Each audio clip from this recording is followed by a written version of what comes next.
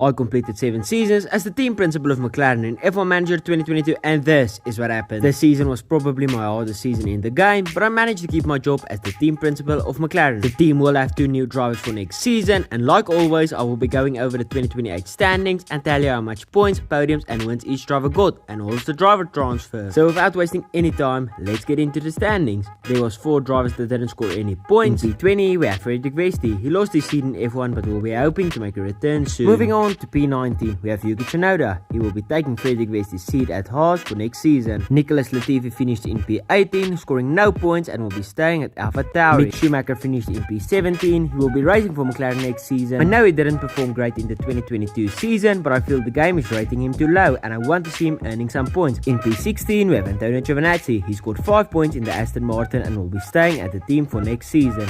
Next, we have Jack Doohan. He finished in P15, scoring 5 points and even had a contract to race for Alfa Romeo in 2029, but got dropped before pre-season testing. Alex Albon finished in P14, scoring 7 points and gave up hope to race for Red Bull again someday, so he decided to join Alpine. Isaac Hadjar finished in P13, scoring 8 points in the Haas, but he doesn't have a seat for next season. In P12, we have Theo Poche. He scored 36 points in the Williams, but got dropped by the team since they are signing a world champion for next season. He will be going to Haas. In P11, with 37 points, we have Lance Stroll. He will be racing for Alpine next season. Now going to the top 10. In 10th place we have Zhou Guanyu. He scored 38 points in the Williams and will be staying at the team. In P9 with 141 points more than P10 we have Esteban Ocon. He got 179 points and a podium, showing the top 4 teams, and Kevin Magnussen in the Alpine is just in a league of their own. Just before I continue, if you haven't already, be sure to subscribe. It will only take a second and you can always unsubscribe later. But going to P8 we have Oscar Piastri. He scored 189 points, 6 podiums and 2 wins